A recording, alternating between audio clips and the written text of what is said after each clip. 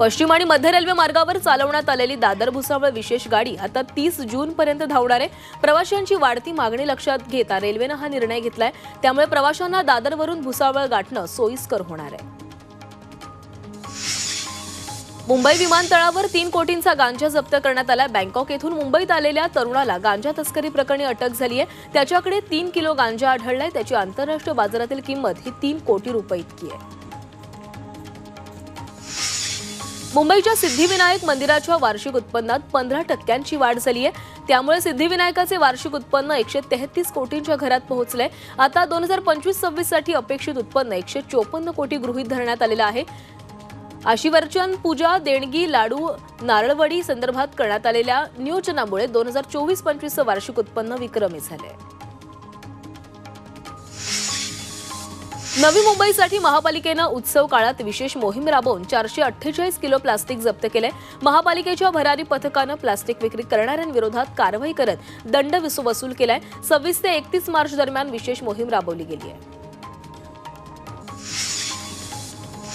महाराष्ट्राच्या उत्तर दिशेला वातावरणात झालेले बदल, वातावरणात वाढलेली आर्द्रता या सगळ्याच गोष्टींमुळे मुंबई महानगर प्रदेशातील हवामान ढगाळ नोंदवण्यात आलेलं आहे। तर बुधवारी मुंबईसह लगतच्या परिसरांना पावसाचा इशारा देण्यात आलाय। मध्य महाराष्ट्रातील काही जिल्ह्यांना ऑरेंज अलर्ट जारी करण्यात आलाय। तर अवकाळी पावसासह गारपिटीचाही इशारा देण्यात आलाय।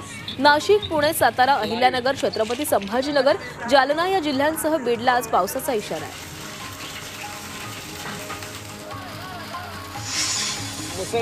अकोला शहरासह जिल्ह्यातील काही भागांमध्ये अवकाळी पावसाने हजेरी लावली आहे। या पावसामुळे अनेक भागातील वीज पुरवठा खंडित झाला होता।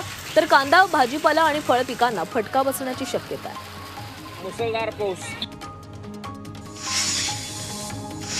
वाशिम शहरासह जिल्ह्यात काही ठिकाणी सलग दुसऱ्या दिवशीही मेघगर्जनेसह हलक्या ते मध्यम स्वरूपाच्या अवकाळी पावसाने हजेरी लावली। या पावसामुळे वातावरणात गारवा निर्माण झालाय। मात्र अनपेक्षित पावसामुळे शेतकऱ्यांची चिंता आणखीनच वाढली आहे। जिल्हा वार्षिक आराखड्यातील 100% निधीचा विनियोग करण्यात रायगड जिल्हा प्रशासनाला यश आलंय। दिलेल्या मुदतीत विकास निधीचा विनियोग करण्यात रायगड राज्यात तिसरा तर कोकणात दुसरा ठरलाय। जिल्ह्यासाठी 432 कोटींचा वार्षिक आराखड्याला मंजुरी मिळालेली होती आणि यातून जवळपास 4,500 विकास कामं मार्गी लावण्यात आली आहेत। ओमप्रकाश शेट्टे यांची आयुष्यमान भारत मिशन महाराष्ट्र समितीच्या अध्यक्षपदी नियुक्ती करण्यात आली आहे। राज्य सरकारने सुधारित शासन निर्णय जारी केलाय। प्रधानमंत्री जन आरोग्य योजनेला अधिक प्रभावीपणे राबवण्यासाठी शेट्टे यांना अधिक व्यापक अधिकार देण्यात आले। डॉक्टर बाबासाहेब आंबेडकर जयंतीनिमित्त अकोला ते महू पदयात्रेचे आयोजन करण्यात आले। शहरातील अशोक वाटिका इथून या पदयात्रेला सुरुवात झाली आहे। 13 एप्रिलला मध्य प्रदेशातील डॉक्टर बाबासाहेब आंबेडकर यांच्या जन्मगावी ही पदयात्रा पोहोचणार आहे। रायगडच्या पेणमध्ये लिफ्ट कोसळून 2 जण गंभीर जखमी झाल्याची घटना घडली आहे। प्राईड सिटी या 7 मजली इमारतीमध्ये लिफ्टचे ब्रेक फेल झाल्याने ही घटना घडली। इमारतीमध्ये लिफ्टचं ऑडिट न झाल्याने हा अपघात झाल्याची रहिवाशांची तक्रार आहे। लिफ्टबाबत तक्रार करूनही बिल्डरने त्याकडे दुर्लक्ष केल्याचा आरोप देखील रहिवासी करतात।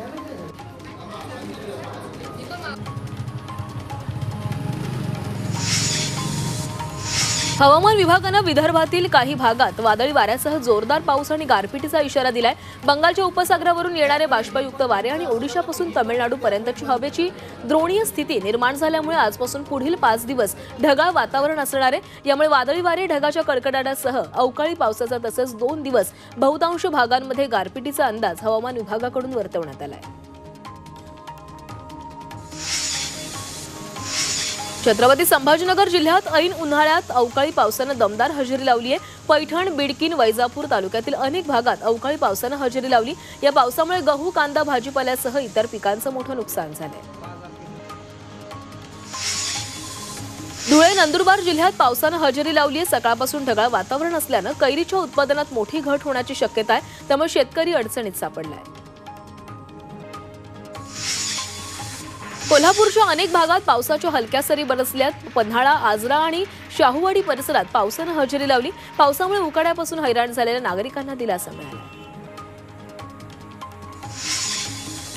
बुलढाणा जिल्ह्यात कालपासून दिवसभर ढगाळ वातावरण होतं आणि संध्याकाळी अचानक अवकाळी पावसानं हजेरी लावली।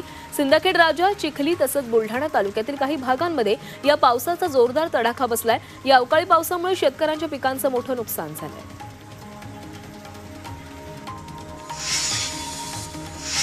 सांगली जिल्ह्यात अवकाळी पावसानं हजेरी लावली। वादळी वाऱ्यासह पाऊस झाला। पावसामुळे पिकांना फटका बसण्याची शक्यता आहे।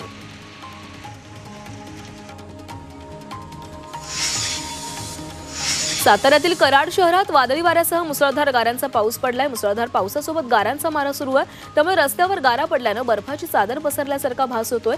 गारा पडल्यानं शेतकऱ्यांची तारांबळ उडाली आहे।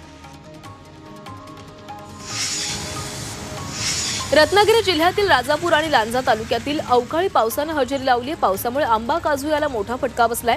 सध्या कोकणातील अनेक भागात ढगाळ वातावरण आहे। उकाड्यापासून हैराण नागरिकांना पावसामुळे दिलासा मिळालाय। महिला दिनी जन्मलेल्या मुलींना सिद्धिविनायक मंदिराकडून गिफ्ट मिळणार आहे। 8 मार्चला जन्मलेल्या मुलींच्या अकाउंटवर मंदिराकडून 10,000 रुपये फिक्स डिपॉझिट केले जाणार आहे। शिवसेनेचे राहुल लोंढे यांनी याचा प्रस्ताव सिद्धिविनायक मंदिराच्या बैठकीमध्ये मंजूर केला। ठाणे जिल्ह्यातील मुरबाड तालुक्यातील 500 शेतकऱ्यांना सरकारने दिलासा दिलाय। मुरबाडमधील 500 शेतकऱ्यांना पणन हंगाम 2020 ते 21 साठी प्रोत्साहन अनुदान मंजूर झाले। या शेतकऱ्यांना अन्न व नागरी पुरवठा विभागाने 79,71,292 रुपयांचं अनुदान मंत्रिमंडळाच्या बैठकीमध्ये मंजूर केलंय। कोल्हापूर विमानतळापासून शहरापर्यंत शटल बस सेवा सुरू करण्यात आलेली आहे। खासदार शाहू छत्रपतींच्या संकल्पनेतून ही बस सेवा सुरू करण्यात आली आहे। कोल्हापुरात येणाऱ्या पर्यटकांना विमानतळापासून शहरात जाण्यासाठी कोणती व्यवस्था नसल्याने सार्वजनिक वाहतूक व्यवस्था सुरू करण्याची मागणी प्रवासी करत होते। स्टँड अप कॉमेडियन कुणाल कामरा यानं खोचक ट्विट करून पुन्हा एकदा डिवचण्याचा प्रयत्न केलाय।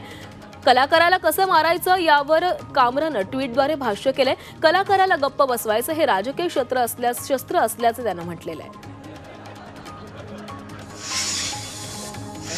मनमाडला बहुजन समाज पार्टीनं धरणं आंदोलन केलंय। डॉक्टर बाबासाहेब आंबेडकरांच्या पुतळ्याजवळ हे आंदोलन करण्यात आलं।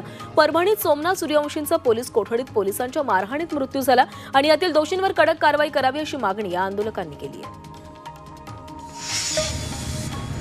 पुण्याच्या राजगुरुनगरमध्ये तरुणानं पाण्याच्या टाकीवर चढून शोले स्टाईल आंदोलन केले।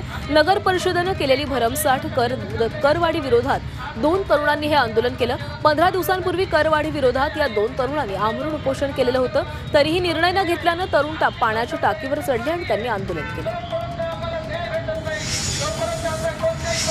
चैत्र महिना सुरू झाल्यानंतर आता पंढरपुरातील विठ्ठल रुक्मिणीला चंदनाचा लेप लावून चंदन ओटी पूजा करण्यात आली आहे। विठ्ठल आणि रुक्मिणी मातेसाठी रोज 1.5 किलो चंदन उघडलं जातंय। गुढीपाडव्यापासून ते मृग नक्षत्र निघेपर्यंत रोज दुपारी विठ्ठल रुक्मिणीची चंदन ओटी पूजा केली जाते। तसंच शिरा, पोहे, सुकामेवा, कैरीचं पन्ह, लिंबू सरबताचा नैवेद्य देखील ठेवला जातो। शिर्डीत रामनवमी उत्सवाची जय्यत तयारी सुरू झाली आहे। 5 ते 7 एप्रिल दरम्यान उत्सवाचं आयोजन केलं जाणार आहे। 6 एप्रिलला मंदिर दर्शनासाठी रात्रभर खुलं राहील। सलग 3 दिवस विविध धार्मिक कार्यक्रमांचं आयोजन करण्यात आलंय। जुन्नर तालुक्याच्या येणारे गावात मुक्ताईदेवी महालक्ष्मी आणि तुळजाभवानी मूर्तीच्या प्राणप्रतिष्ठापना सोहळा पार पडलाय। या सोहळ्यानिमित्त गावात वाजत गाजत मिरवणूक काढण्यात आली। या सोहळ्याला मोठ्या संख्येनं भाविक उपस्थित होते।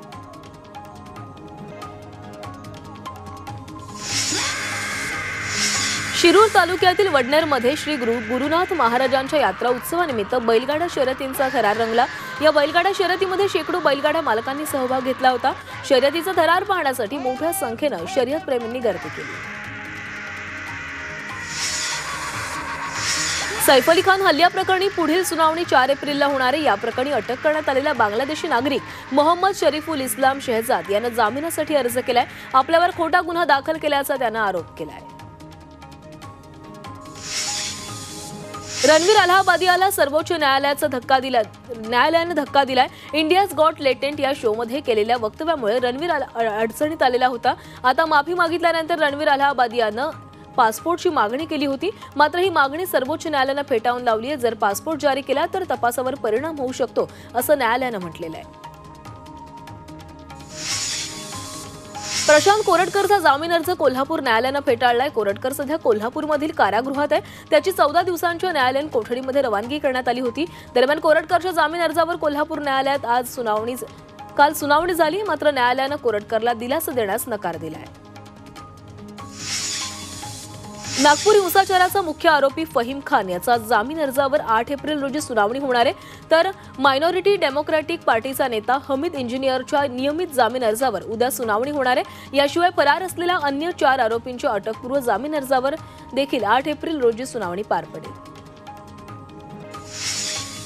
बल्लारपूरचे तहसीलदार तलाठ्यांवर लाच प्रकरणी कारवाई झाली आहे। मुरुम उत्खनन प्रकरणासाठी त्यांनी 2 लाखांची लाच मागितली होती।